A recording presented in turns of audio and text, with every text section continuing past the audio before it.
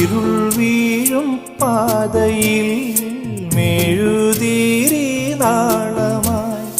തെളിയുന്ന സത്യമേ